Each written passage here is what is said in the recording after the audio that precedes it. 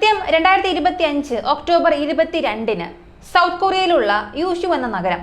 അന്നേ ദിവസം സമയം ഉച്ചയ്ക്ക് 12 മണി കഴിഞ്ഞ് 30 ശാന്തമായി കടന്നുപോയിക്കൊണ്ടിരുന്ന ആ ഉച്ച സമയത്ത് പെട്ടെന്ന് അവിടുത്തെ എമർജൻസി നമ്പറായ 119 ഒരു ഫോൺ കോൾ വരുന്നു. ആ കോൾ എടുത്ത് കേട്ടപ്പോൾ മറുവശത്ത് യങ് എന്നു പേരുള്ള സ്ത്രീ വളരെ പരിഭ്രാന്തമായ ശബ്ദത്തിൽ, എൻ്റെ കുഞ്ഞിന് ശരിയായി ശ്വാസമെടുക്കാൻ കഴിയുന്നില്ല, എനിക്ക് വളരെ പേടിയാകുന്നു, ദയവായി എത്രയും വേഗം വരൂ എന്ന് പറഞ്ഞ് അവരുടെ അഡ്രസ് നൽകിയ ശേഷം ആ കോൾ കട്ട് ചെയ്യുന്നു. ഇത് കേട്ട് അധികം വൈകാതെ തന്നെ കോൾ വന്ന ആ വീട്ടിലേക്ക് പാരാമെഡിക് ടീം ഉടൻ എത്തിച്ചിരുന്നു. അവിടെ ചെന്ന് നോക്കിയപ്പോൾ വെറും 4 മാസം മാത്രം പ്രായമുള്ള ഹെയ്ഡൻ എന്ന ആൺകുഞ്ഞ് യാതൊരുവിധ ചലനവും ഇല്ലാതെ, ശ്വാസമോ ശബ്ദമോ ഇല്ലാതെ കിടക്കുന്നത് കണ്ടവർ ഞെട്ടിപ്പോവുകയും ഉടൻ തന്നെ ഫസ്റ്റ് എയ്ഡ് നൽകുകയും ചെയ്യുന്നു. ഇവിടെ ഹെയ്ഡൻ എന്ന് ഞാൻ പറയുന്നത് ആ കുഞ്ഞിന്റെ യഥാർത്ഥ പേരല്ല. ഇതൊരു വലിയ സെൻസിറ്റീവ് കേസ് ആയതുകൊണ്ട് മാധ്യമങ്ങളിലും ആർട്ടിക്കിളുകളിലും ഹെയ്ഡൻ എന്നാണ് പരാമർശിച്ചിരിക്കുന്നത്. ഈ വീഡിയോയിലുടനീളം ഞാനും ആ വ്യാജ പേര് തന്നെയാണ് ഉപയോഗിക്കാൻ പോകുന്നത്. അതുമാത്രമല്ല, ഇതൊരു ചെറിയ കുഞ്ഞുമായി ബന്ധപ്പെട്ട കേസ് ആയതുകൊണ്ട് പല ആർട്ടിക്കിളുകളിലും പല രീതിയിലാണ് ഈ കേസിനെ കുറിച്ച് പറഞ്ഞിരിക്കുന്നത്. ഞാൻ പരമാവധി എല്ലാ വിവരങ്ങളും ശേഖരിച്ച് അതിനെ കൃത്യമായൊരു ടൈം ഫ്രെയിമിലേക്ക് കൊണ്ടുവന്ന് എന്നിട്ടാണ് ഈ വീഡിയോ നിങ്ങൾക്കായി തയ്യാറാക്കിയിരിക്കുന്നത്. ഈ കേസിനെ കുറിച്ച് സംസാരിക്കണമെന്ന് ഒരുപാട് പേർ അഭിപ്രായപ്പെട്ടു. അതുകൊണ്ട് നിങ്ങൾക്ക് വേണ്ടിയാണ് ഈ വീഡിയോ. ഇപ്പോൾ ഫസ്റ്റ് എയ്ഡ് ചെയ്യാൻ തുടങ്ങിയ ആ പാരാമെഡിക് ടീം ആ 4 മാസം പ്രായമുള്ള കുഞ്ഞ് അതീവ ഗുരുതരാവസ്ഥയിൽ ജീവന് വേണ്ടി പോരാടിക്കൊണ്ടിരിക്കുകയാണെന്ന് മനസ്സിലാകുന്നു. അതുകൊണ്ട് ഒട്ടും വൈകിക്കാതെ ഉടൻ തന്നെ ഹെയ്ഡനെ ആംബുലൻസിൽ കയറ്റി അടുത്തുള്ള ഒരു ലോക്കൽ ഹോസ്പിറ്റലിലേക്ക് കൊണ്ടുപോകുന്നു. എന്നാൽ അവിടെ ഹെയ്ഡന്റെ അവസ്ഥ പരിശോധിച്ച ഡോക്ടർമാർ കുഞ്ഞിന്റെ നില വളരെ ഗുരുതരമാണെന്നും അവന് ചികിത്സ നൽകാൻ ആവശ്യമായ അത്യാധുനിക സൗകര്യങ്ങൾ ഈ ആശുപത്രിയിൽ ഇല്ല എന്നും വ്യക്തമാക്കുന്നു. അതുകൊണ്ട് ഉടൻ തന്നെ അടുത്തുള്ള വലിയൊരു ഹോസ്പിറ്റലിലേക്ക് മാറ്റാൻ അവർ ആവശ്യപ്പെട്ടു. ഇത് കേട്ടയുടനെ വീണ്ടും ഹെയ്ഡനെ ആംബുലൻസിൽ കയറ്റിയ പാരാമെഡിക് ടീം വാങ്ചു എന്ന നഗരത്തിലുള്ള ഹോസ്പിറ്റലിലേക്ക് വേഗത്തിൽ കുതിക്കാൻ ആരംഭിച്ചു. പക്ഷെ ഇവിടെയാണ് ഏറ്റവും വലിയൊരു ട്വിസ്റ്റ് ഉള്ളത്. ഇത്തവണ ഹെയ്ഡന്റെ അമ്മയ്ക്ക് പകരം ചൈൽഡ് പ്രൊട്ടക്ഷൻ സർവീസിലെ ഒരു ഓഫീസറായിരുന്നു ഹെയ്ഡന്റെ കൂടെ ആ ആംബുലൻസിൽ പോകുന്നത്. സത്യത്തിൽ എന്താണ് സംഭവിച്ചത്? ജീവന് വേണ്ടി പോരാടുന്ന ആ കുഞ്ഞിന്റെ അമ്മ അപ്പോൾ എവിടെ പോയി? വെറും 4 മാസം പ്രായമുള്ള കുഞ്ഞിനെ അമ്മയില്ലാതെ അവരെങ്ങനെയാണ് തനിയെ കൊണ്ടുപോകുന്നത്? ഒരുപക്ഷെ തൻ്റെ കുഞ്ഞിന് സുഖമില്ലാത്ത വിഷമത്തിൽ അവർക്കും വയ്യാതെയായി കാണുമോ? അവർക്ക് എന്താണ് സംഭവിച്ചത്? ഇങ്ങനെയൊക്കെ നിങ്ങൾ ചിന്തിക്കുന്നുണ്ടാകാം. പക്ഷേ അവർ വരാതിരുന്നതിന് കാരണം അതൊന്നും ആയിരുന്നില്ല.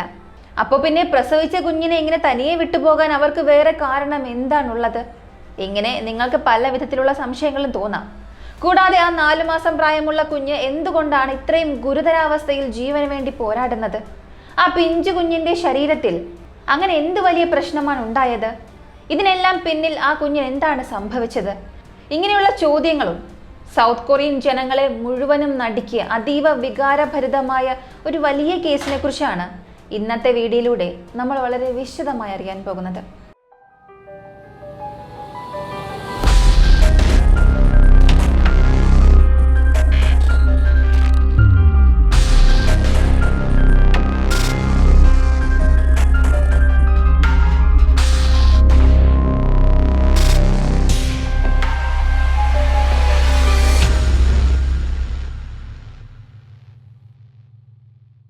ക്വാങ്ജു ഹോസ്പിറ്റലിൽ എത്തിയ ഉടനെ അവിടെ ഹെയ്ഡനെ പരിശോധിച്ച ഡോക്ടർമാർ ഞെട്ടലിന്റെ അങ്ങേയറ്റത്താണ് എത്തിയത്.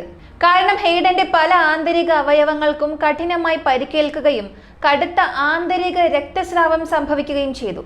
കൂടാതെ സ്കാൻ ചെയ്ത് നോക്കിയപ്പോൾ തലച്ചോറിൽ വലിയ രീതിയിൽ രക്തസ്രാവം ഉള്ളതായും എക്സ്റേ റിപ്പോർട്ടിൽ ശരീരം മുഴുവനും പലയിടങ്ങളിലായി ഒടിവുകൾ ഉള്ളതായും കണ്ടെത്തി. തുടർന്ന് 4 ദിവസങ്ങളോളം പോരാടുകയും 2 പ്രധാന ശസ്ത്രക്രിയകൾ നടത്തുകയും ചെയ്തു. എങ്കിലും നിർഭാഗ്യവശാൽ ഹെയ്ഡനെ രക്ഷിക്കാൻ ഡോക്ടേഴ്സിന് കഴിഞ്ഞില്ല.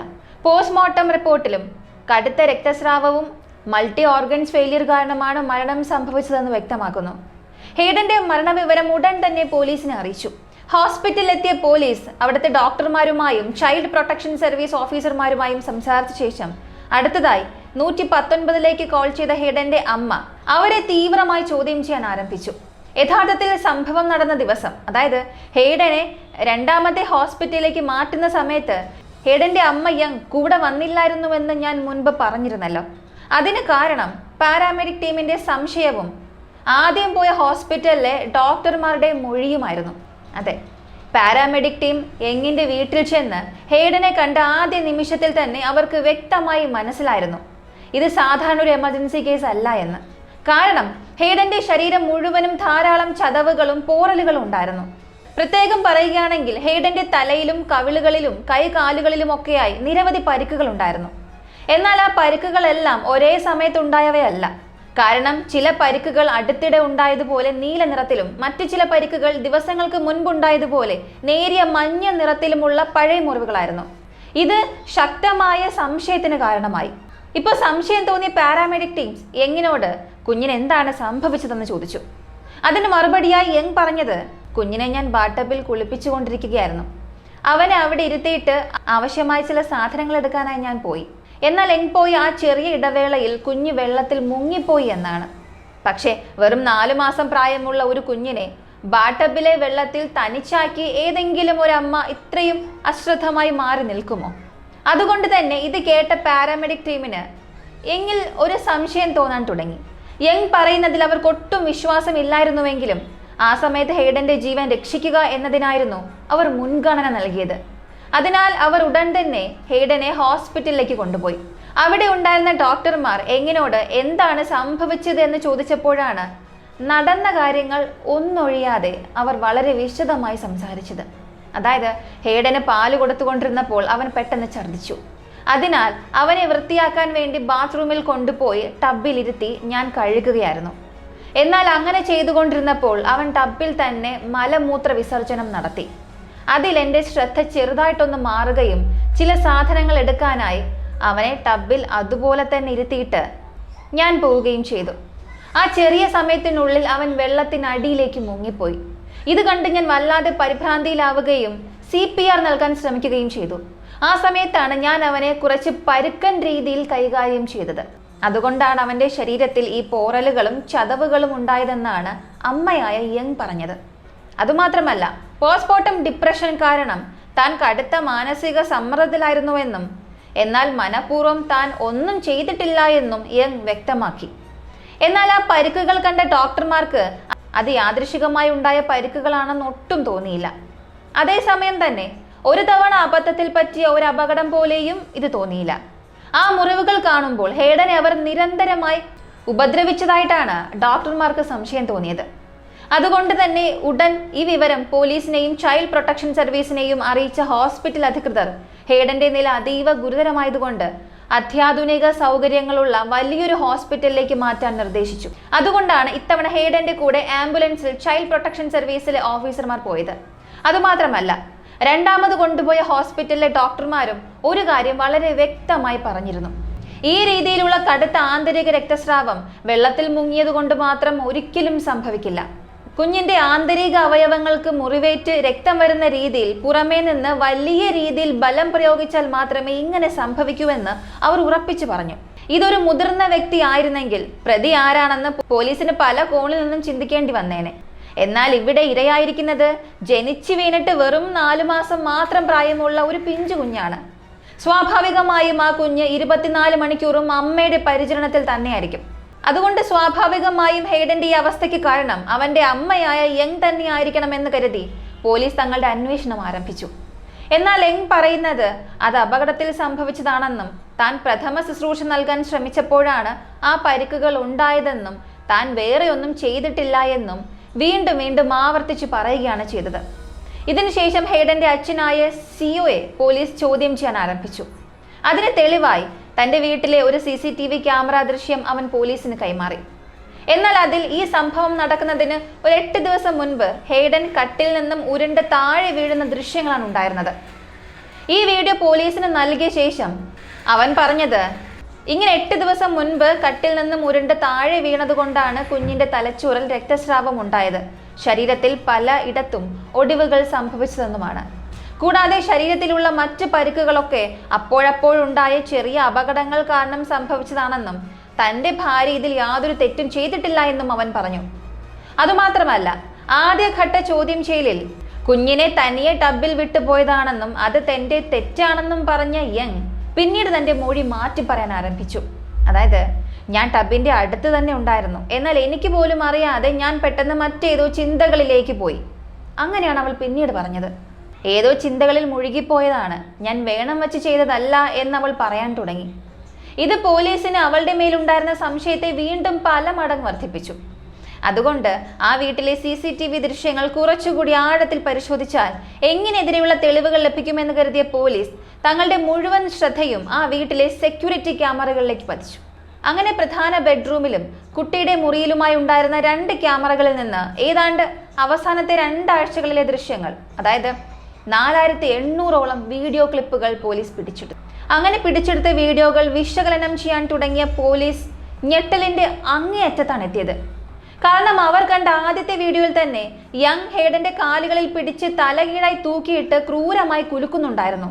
മറ്റൊരു വീഡിയോയിൽ കട്ടിലിൽ കിടക്കുകയായിരുന്ന ഹേഡന്റെ മുഖത്ത് യങ് തന്റെ കാൽപാദം വെച്ച് അമർത്തി ചവിട്ടുന്ന ദൃശ്യമായിരുന്നു ഉണ്ടായിരുന്നത്. അതുമാത്രമല്ല, ഹേഡനെ ഒരു പാവയെ പോലെ എടുത്ത് കുലുക്കുക, അങ്ങോട്ടും ഇങ്ങോട്ടും എടുത്തെറിയുക, തലകീഴായി തൂക്കുക എന്നിങ്ങനെ വളരെ മോശമായ രീതിയിലാണ് അവൾ ഉപദ്രവിച്ചിരുന്നത്.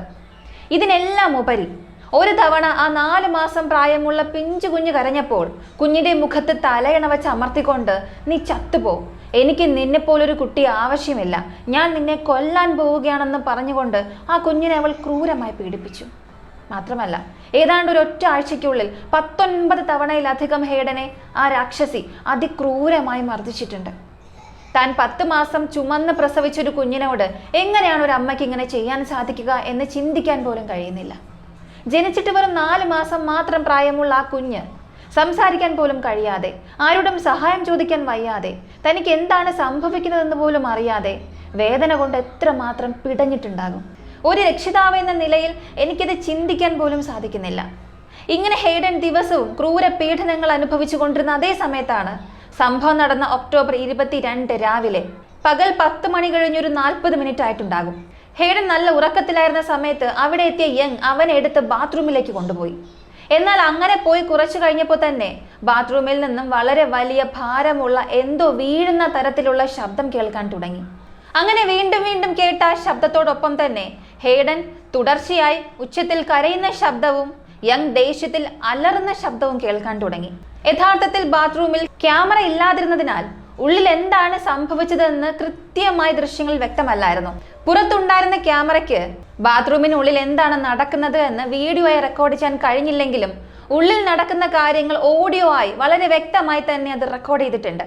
ഇങ്ങനെ ഏറെ നേരമായി കേട്ടുകൊണ്ടിരുന്ന ആ കരച്ചിൽ ശബ്ദവും കല്ല് വീഴുന്നത് പോലുള്ള വലിയ ശബ്ദവും പതിയെ പതിയെ കുറയാൻ തുടങ്ങി.